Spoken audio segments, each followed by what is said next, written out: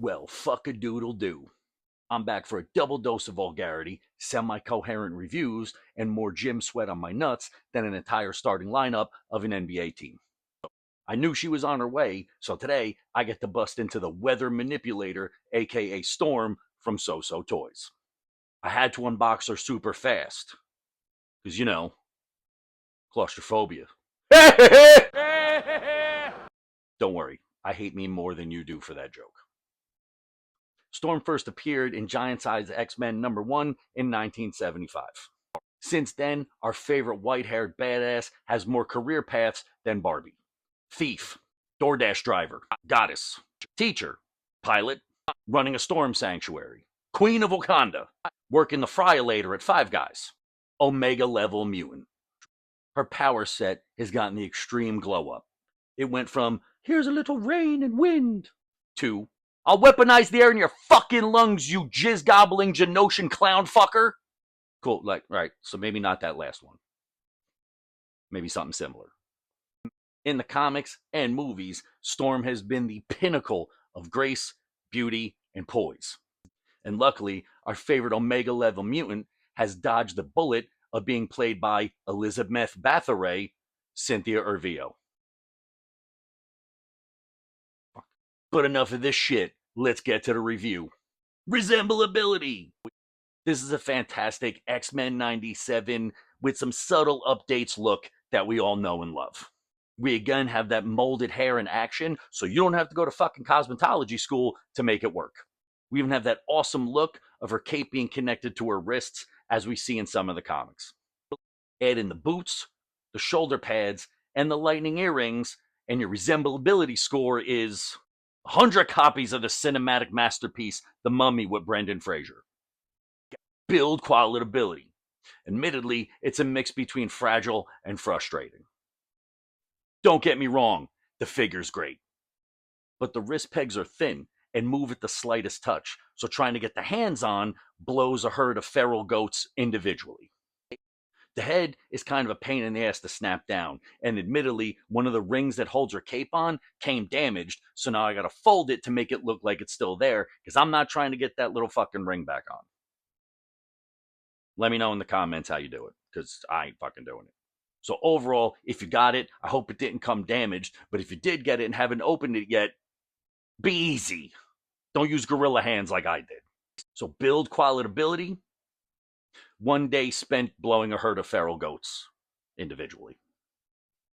Why not go back to it? Display ability, and we're back on top. I might swap the stand out for a dynamic stand so she can get some flying poses in there. And she came with 4 hands. 2 of them hold lightning, and 2 of them hold little whirlwinds. I mixed and matched. So display ability knocks it out of the park with 10 covers of Cowgirl Storm done by DNA. Valuability.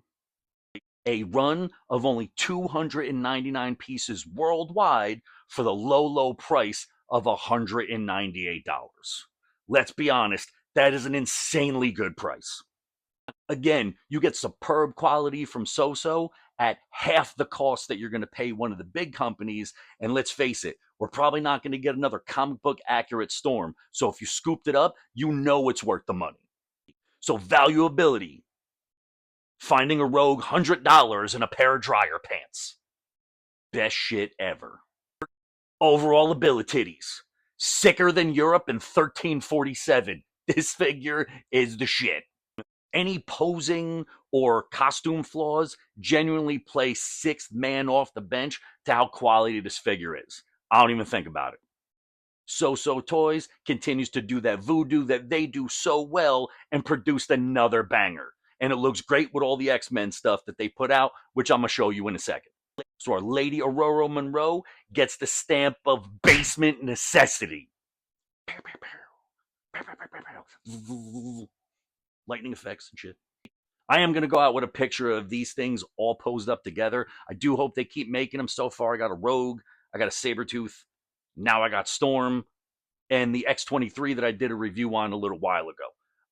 People are like, make longer videos. Like my boy Ralph Puma. Shout out to Ralph Puma. Ralph, I love you, man. He gave me a bunch of different cameras to use and lighting stuff and video stuff. He's the man to go to for that stuff. So I don't know. Follow him on Instagram, Rock Puma. He's great. He's been on Anthony's podcast, Digging for Kryptonite. The guy is a whiz, man, and I call him the professor. He's great. His breakdowns of everything comics, especially Grant Morrison stuff, top notch. You don't want to miss it.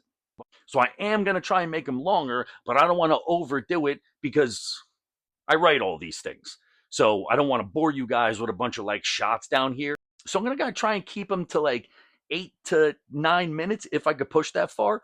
But I'd rather give you quality than quantity. So with that, I'm going to show you what they look like all together. Judge Gonzo, Tanner Lear's basement.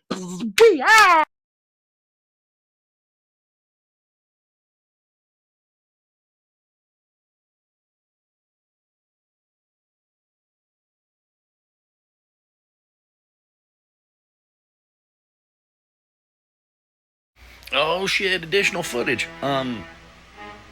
People, especially in groups, are like, dude, do a full walkthrough, do like a tour. There's a lot of stuff down here, man. Like, I don't know even where to start. My camera sucks. Like, there's a weird glare on it. I don't know if you guys got any ideas on how to do this shit properly, because there's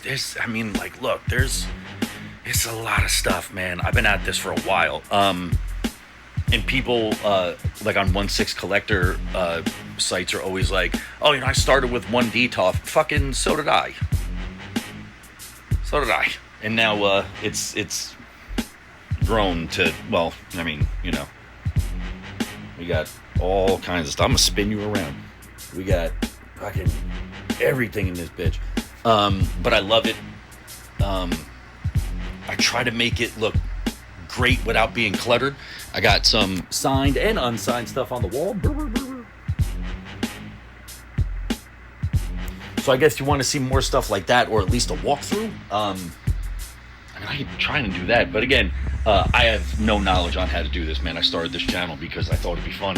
And I'm at fucking 89 subscribers, dude.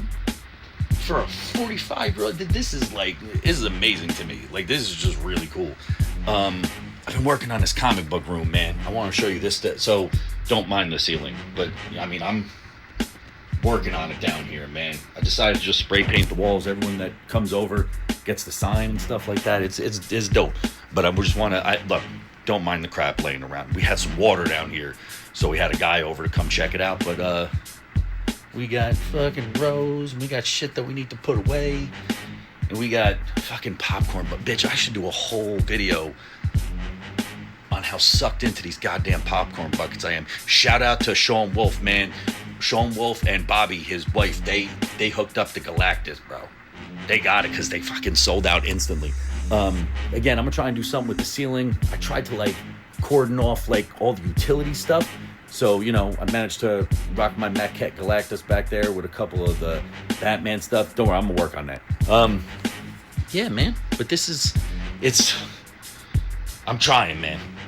I'm trying. This is a work of love, which I'm sure most of your collections are anyway. Yeah, so if you got any ideas on what to come next. Oh, people like, hey, so where do you put your accessories? Man, I put them over here, dude. I got a cheap thing from Amazon, and I just laid them all on there and threw like a plastic piece on top. This way, if I do want to change out something, I can. Especially for the statues, the heads and stuff. Yeah, so if you have any ideas on on how to properly show you all this stuff, put it in the comments, man. Like I said, this isn't really my forte. I just started doing it because it was fun. Yeah, man. So that's your Judge Gonzo behind the scenes shit. We're going to try and give you all the goodness. All right. Peace.